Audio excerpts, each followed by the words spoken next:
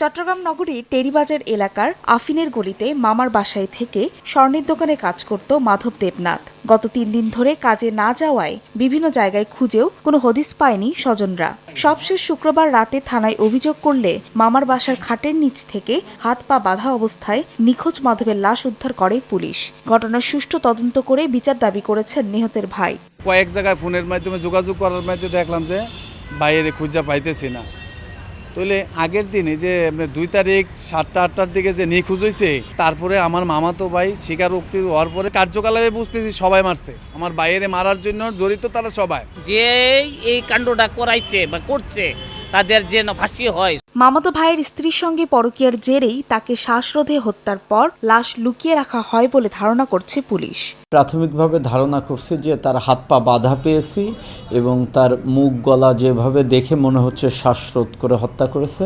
এই পিন্টু দেবনাথের স্ত্রীর সঙ্গে মাধব দেবনাথের একটা অবৈধ সম্পর্কের নিয়ে এদের পারিবারিক একটা দ্বন্দ্ব আছে, তার জের ধরেই এই হত্যাকাণ্ডের ঘটনা বলে আমরা প্রাথমিকভাবে ধারণা করছি। তো ওই বাসায় যে 6 জন ছিল, 6 জনকে আমরা জিজ্ঞাসাবাদের জন্য হেফাজতে নিয়েছি। লাশ উদ্ধারের ঘটনায় কোতোয়ালি থানায় হত্যা মামলা করেছে নিহতের ভাই। জিজ্ঞাসাবাদের জন্য মাধবের মামা মামি সহ 6 জনকে আটক করেছে পুলিশ। সময় সংবাদ, চট্টগ্রাম।